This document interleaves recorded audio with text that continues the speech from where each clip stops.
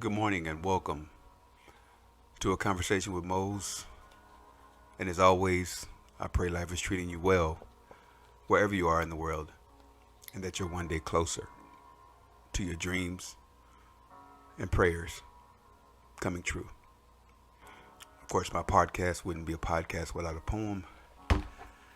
And this poem is from one of my favorite authors. His name is James Kavanaugh, and it's taken from his book, Will You Be My Friend? Available now where books are sold. And this poem is called Once There Were. Once there were no limits to my dreaming, no boundaries to my ambitions, no love I could not possess. Some fire raged within, volcanic and seething, nourished by success, that only at intervals could rest. Each day another test, each idea a challenge beyond compromise. Critics only shadows, empty voices that came and went. Then I lost the love I thought I owned and tried to conquer life myself alone. While age came crashing into youth in cosmic conflict and left me lost in fears I'd never known. So now I'd like to kiss your hand, maybe laugh a bit, give a flower life, love a child. Then again, there will be no limits to my dreaming. Actually, that was one of my first times reading one of his poems for you guys. He's actually one of my favorite Caucasian poets. Most of the poets I've read have been African American, but if you get a chance to check out James Kavanaugh's work, he really is exceptional. And what I love about his work is that he has a spiritual, I believe he used to be I know he was a minister, a priest, a former priest that is deceased, but he has a way of writing about life similar to the way I do. It's very transparent, but it's layered. I just love the way he presents his work, and it's multicultural, it's universal. Anybody could read his book. I mean, his books are really, really good. He has several, but this one is from Will You Be My Friend? And I'll definitely be sharing more poems from him in the future. And I wanted to find a poem I felt like was appropriate for today's subject matter. And actually, this subject matter was something I had kind of been putting off for a while now because I really had strong feelings about it. And to be honest with you, it's like a bad ex relationship that I've had, years ago, even though it's not. And I want to talk about my life in the music business. And it's probably going to be a little bit longer than normal, but also I'll probably have to do it in parts, probably several parts. So this will probably be a series of podcasts discussing my life in the music industry. The good, the bad, the ugly, the indifferent, the different, the crazy. But I'm going to start at the beginning. And most of you have known, I've shared in other podcasts about how I got my start in the music industry. But I'll just refresh the memory of for those that don't know. Well, anyway, I moved to Atlanta in 1986 to go to the Art Institute. The Art Institute / Music Institute to study music business. And first of all, it was one of the best decisions I ever made. Never had any fear about moving to Georgia and Atlanta and going to the Art Institute. Learned a lot about the music industry, from music promotion, management, marketing, publishing, radio. Back when radio was really a big thing back then. I don't know about radio now, which I digress. But anyway, it was a really big opportunity for me to learn a lot of different things. I was 18, first time living away from home, but I just knew that I loved the music industry. I loved music, and I wanted to be Clive Davis. Well, actually, I wanted to be Clive Davis, Berry Gordy, and Quincy Jones. They were and Prince.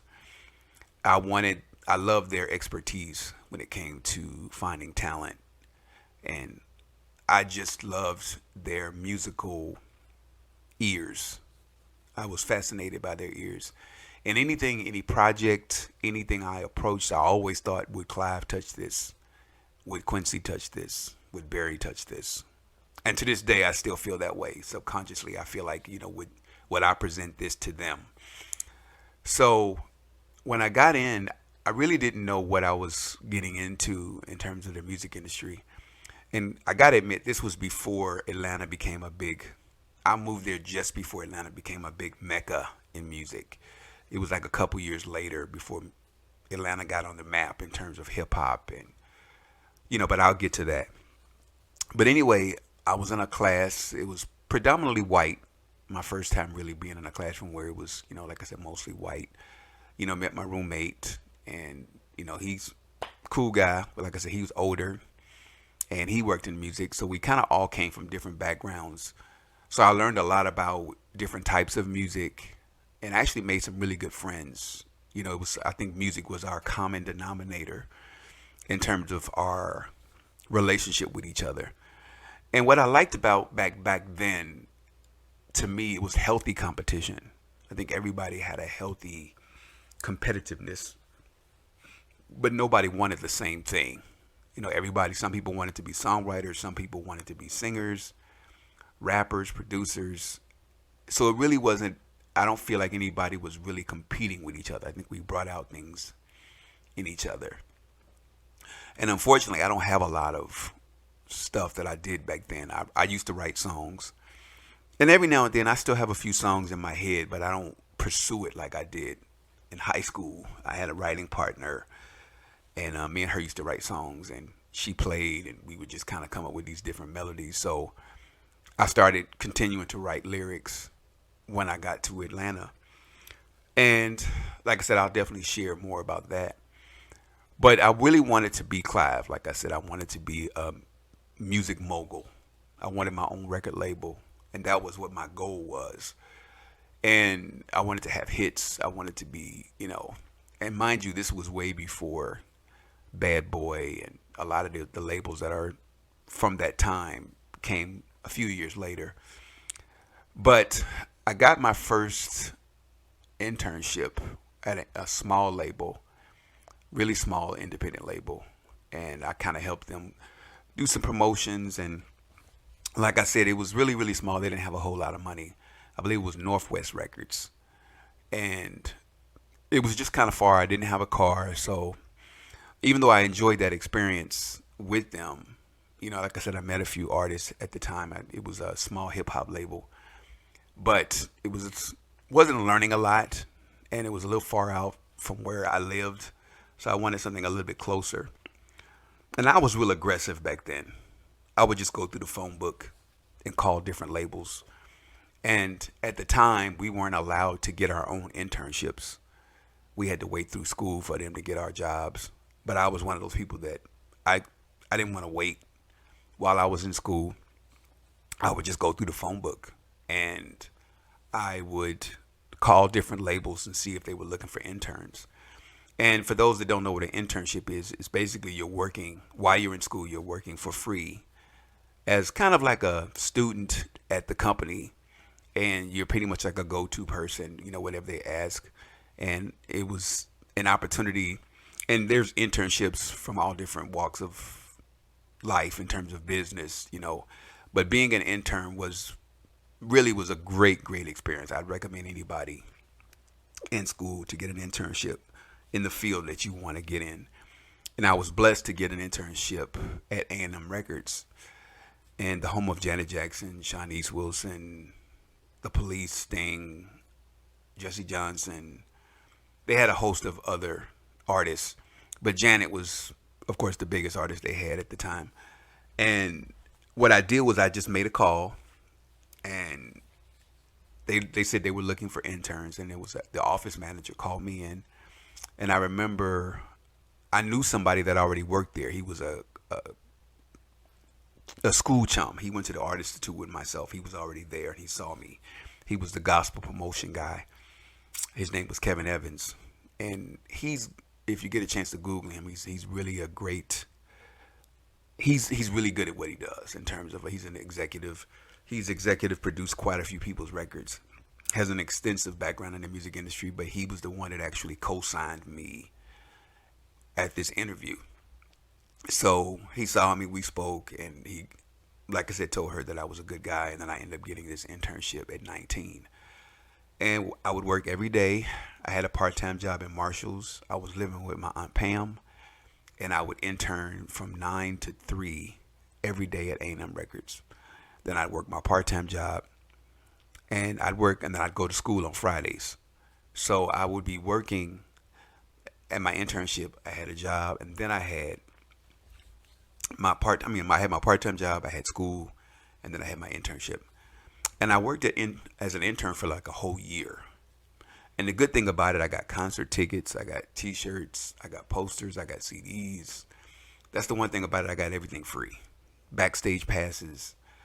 And the first artist I actually met at A&M, you guys might not know this artist, but her name was Tamara, from Tamara and the Scene.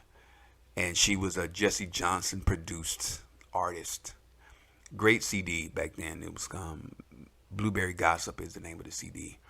But she had a previous hit with a previous record, Everybody Dance, which was when I was in Ohio, probably 80s, 84, 85. But anyway, her name was Tamara. I can't remember her real name right now. She was from Minneapolis, and she was the first artist I met at A&M. They had a party for her, and it was, like I said, she was really nice. Very blue-eyed soul, very, just wonderful. She had a wonderful voice. And just my first introduction into the music industry, learning about artists and how they can be, because some artists I met were really wonderful, and then some artists I met were really like nasty, and oh my God. And I have so many stories about, I couldn't do it all in one podcast, so I'm going to try to share as many little stories as I can. But I do want to share one instant. I did meet Mickey Howard years ago. I think it was 90, 91, 92. And I'm going to backtrack to my story, but I just want to kind of give you a quick, how interesting when you meet artists that you respect and admire, and how, they might not be who you think they are. But anyway, I met her at a convention. It was Jack the Rapper convention. And I'll talk more about that as well. But it was a convention they had in Atlanta every year. And record labels would come and promote their current artists, whatever artists they had signed. I met Shantae Moore there. I have another story about her as well. But anyway, I met Mickey Howard, and I remember asking her for an autograph. And I had a pen, and I had her album. I can't think of her album. I think the song was There's Nobody Like You. And I can't remember the name of that album right now. But anyway, she was sitting down, she had a group of people with her, and she said, can I help you?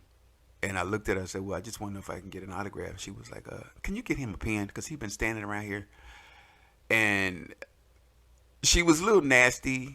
I mean, it was just like one of those. I mean, she did sign my paper. It had her picture, and I still have that. But she was just so like, if you don't, just give me a pen so I can get him out of my, and she was very dismissive. And I thought, wow, that explains a lot, And I mean, she was nice otherwise. She just was very dismissive. And I remember that same convention, I met Shantae Moore. And the ironic thing about Shantae Moore, it was nobody knew who she was. She didn't have a record out.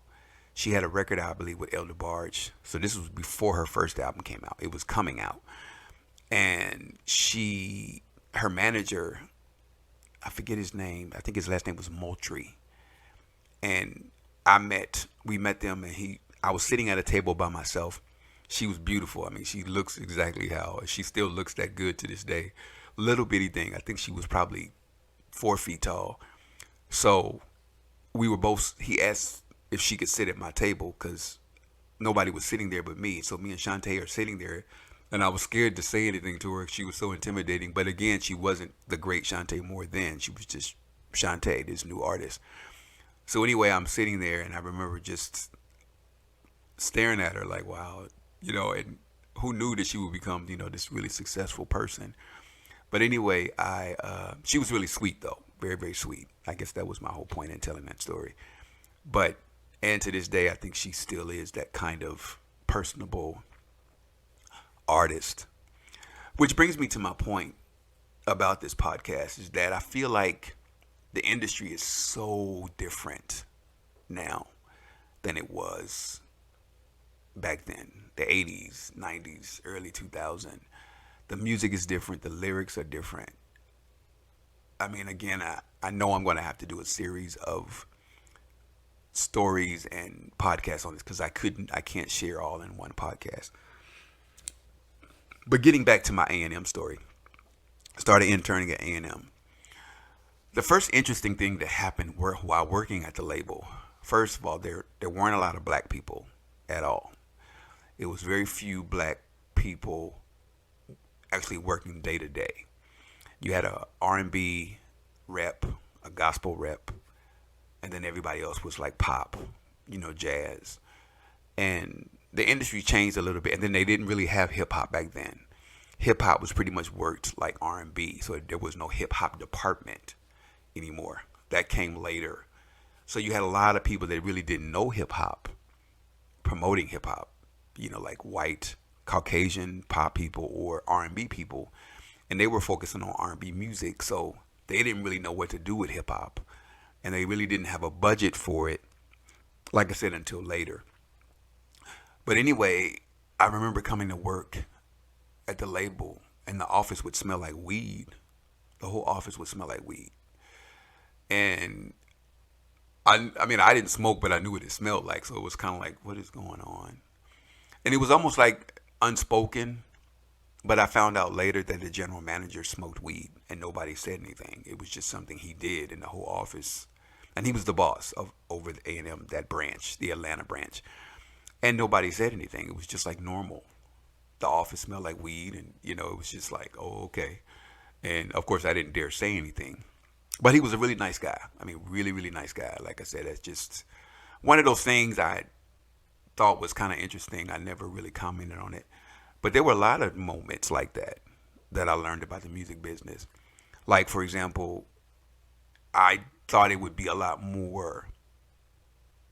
I wouldn't say it was all black people, but I'd like to have seen more black people. The sad thing for me, it was only maybe like 5 black people, including myself. Well, maybe 6, including myself at the time. And then a few more got hired later. And their roles were specific to the black music that they were promoting. And like I said, the industry wasn't as broad as it is now, because I think that they didn't have the budget for certain things. But it was just interesting how watching, like, for example, the money they would spend on pop artists or white artists wasn't the same money they were spending on black artists. And you just knew, the parties that they had were a lot more bigger for the white artists. The black artists, unless you were Janet Jackson or somebody that was a big crossover artist, you just didn't get the same promotion. And then sometimes records would hit and labels would be shocked. Like, for example, SWV. I remember going to a breakfast they had for SWV and Toni Braxton. They both sang. It was a little ballroom, and they both sang. Toni Braxton sung "Love Should Have Brought You Home." Her album had never came out either. Her album wasn't out yet, and neither was SWV. And I remember SWV came and they sung a cappella, and I can't remember what song they sung, but this was before their album came out as well. This is when Coco had the long fingernails, and they were really sweet. And it was a breakfast that BMG had.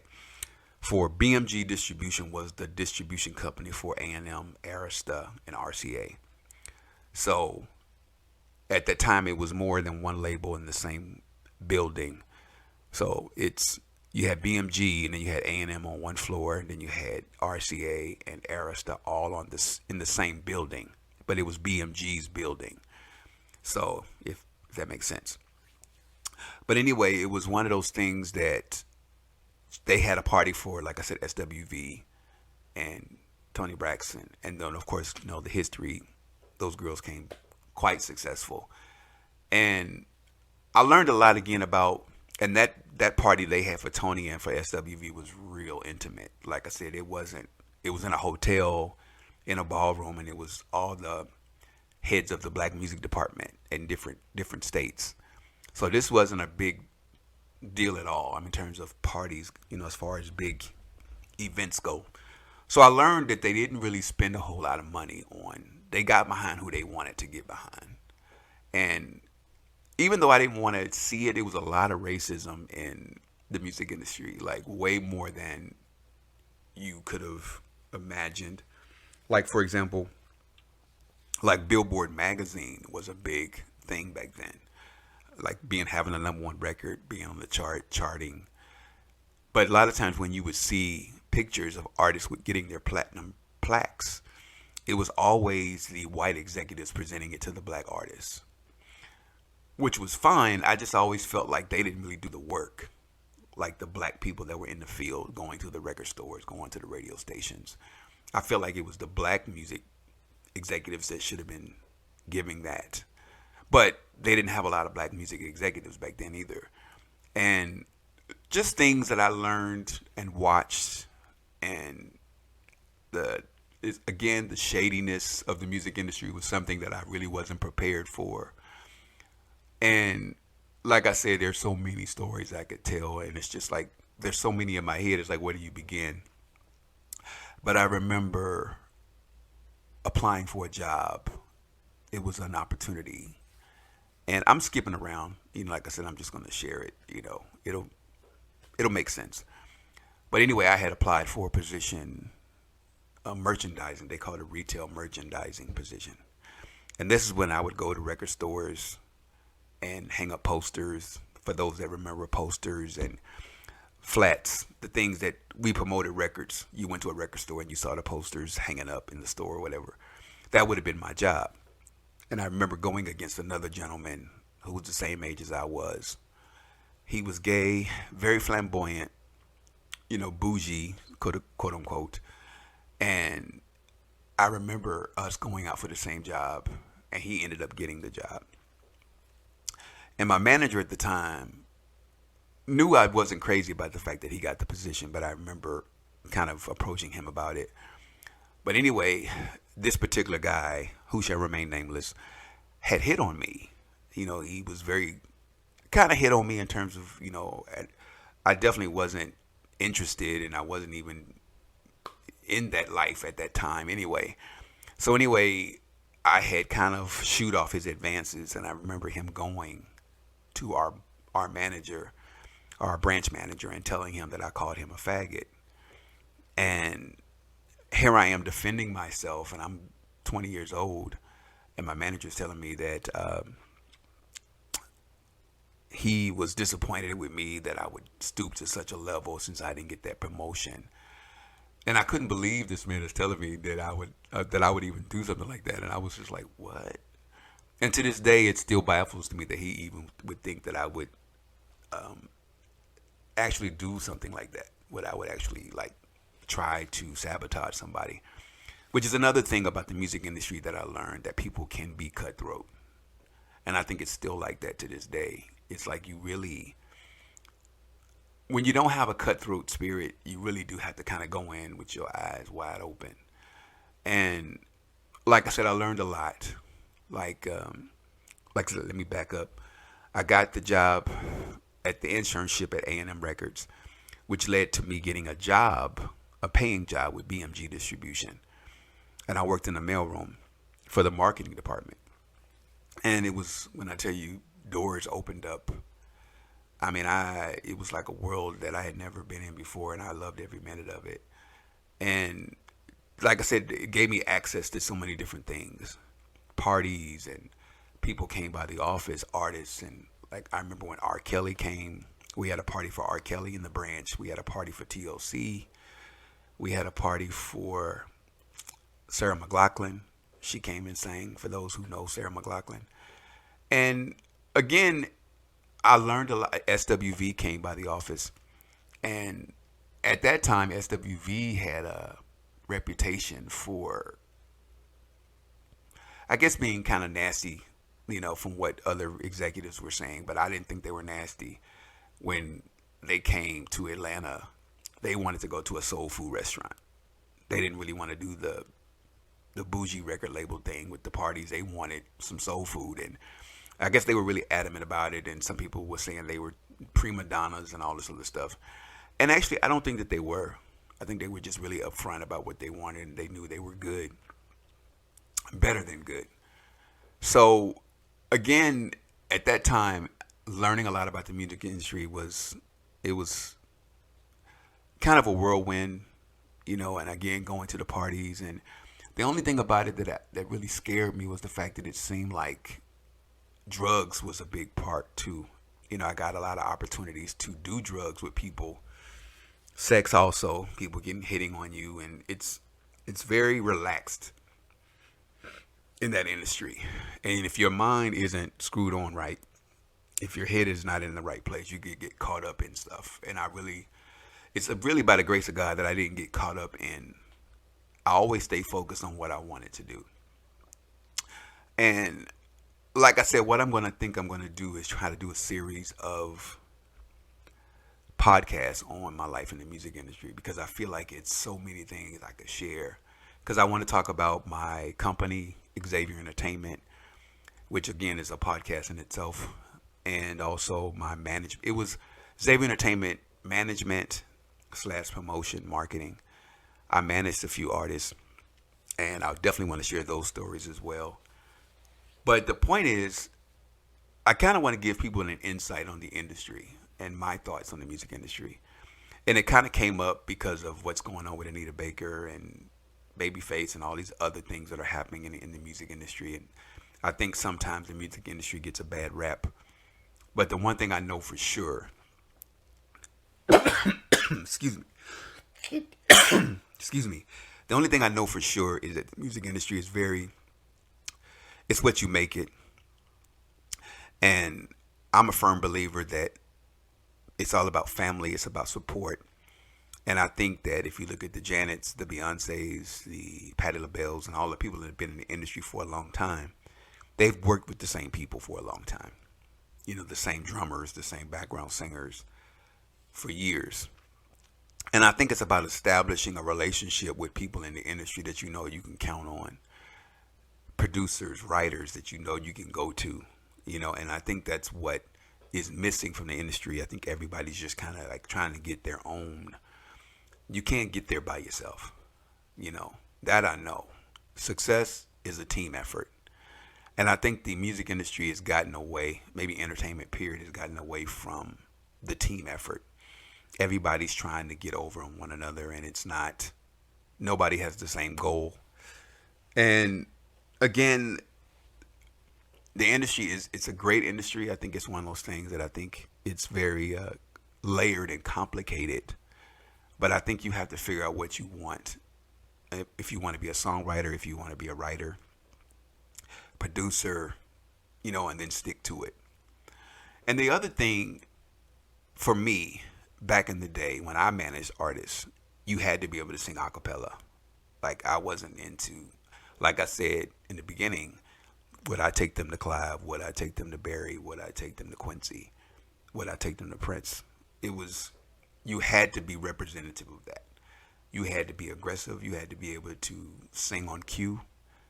And I really nothing against singers that didn't have great voices. It's just that I liked singers that were that confident. And I worked with some really, really great singers. The only thing I didn't like about working with the singers that I work with is that you can find a great singer, but they have a horrible attitude. And this goes out to all the managers that are out there. If you want it more than your artist, then I say walk away. Because there's nothing worse than putting all that effort into an artist that does not appreciate what you're doing. And again, I'll share more stories about that, but I could share many stories about my experiences as a manager. And I love managing artists, loved it. I love the experience of promoting, especially when you got a gifted artist. I just don't like the attitude, because when you're dealing with an artist, you got to deal with the boyfriends, the husbands, the kids, You got to deal with everything that goes with that artist. And if that artist doesn't have it together, then it becomes your problem too. And it affects everything that they do. You know, you set up a what do you call it, a concert, or if you set up an audition, you know, if the kids get sick or if she's mad at her boyfriend, it affects everything. And that's the one thing again, if you get an artist, you have to be on the same page with that artist. I mean, there's just no way. I don't care how talented they are. If you're not on the same page, it's just not going to happen. And then the other thing, the artists that don't want to pay you as a manager, you know, that is hard work. They don't have award shows for managers. They don't have to the best manager in the world or to the best manager for this artist. They should. I really think they should have an award show just for managers, just because it's hard work. Very hard work. It's very grueling. You have to be the bitch for the artist. You have to be the one aggressively trying to get the best gigs possible, the best opportunities. And I was good at it. And I just felt like my artists were always questioning me. And I don't mean questioning me in a negative way. It was more like they didn't trust me. And that's where we clashed. I was always doing what I felt was for the artist and for myself. The better the gig, the better I looked. For example, I got one of my artists, I got them an audition for a show on MTV. And I remember MTV called me directly and asked me about this artist. I sent her tape in. It was a show that Left Eye was hosting called The Cut. Kind of like a American Idol before American Idol was like a little talent show. And she just had to fly out there and they gave her a spot. And I remember her not going because she was involved with the producer, and it turned into this thing. So it was a gig that didn't happen. And I was so angry. But in hindsight, I should have cut her off back then, because there was many opportunities that came that were sabotaged because she didn't trust me or she didn't do what I asked. So I put all that work in. So again, the industry it's a great industry if you got the right team around you. So I guess for this particular episode, I think what I would want you to get is find your team. If you're putting together a band, get your drummer, your bass player, your keyboard player, and make sure y'all are all on the same page. I mean, like all the time. Have meetings and say, okay, what are we doing? Because everybody wants to be heard, but make sure you guys are going the same direction. Because there's nothing worse than getting an opportunity and everybody wants their own thing and nobody's on the same page. So I would suggest that first, no matter what your goal is in terms of getting in the music industry. But I just wanted today to be my introduction into music and my life in the music industry. But what I'm going to do is maybe do it in sections so I can cover like more about management, promotion, artists, just kind of give it a different perspective for each one. That way I'm not trying to cram everything in one podcast. But I'm looking forward to sharing my stories, and hopefully it'll give you some insight. Because even though the industry has changed quite a bit, some things are still the same. Like, for example, Janet, Beyonce, I call it the meet and greet, kissing babies, hugging people. People still do that. Backstage passes, people still going back. Like Janet still does it to this day. She's always done that. She's always had a meet and greet after her show. And she still hugs people. She takes pictures with people. She's been doing that for years. And the same thing with the Beyoncés. You have to stay humble and stay close to your fans to let them know you appreciate them. And I think we've gotten away from that. But she's one of the few artists that has, I believe that's why she's still very successful. Because she's very honest and very true to her fans. And she knows who her fans are. And she thanks them often. So, but again, I'm not going to get into other things. I just really want to focus on the music industry and my life in the music industry. And like I said, hopefully you'll get some insight into if you have goals to be in music. But anyway, I want to thank you for listening. And as always, I pray life is treating you well wherever you are in the world, and that you're one day closer to your dreams and prayers coming true. Thank you for listening.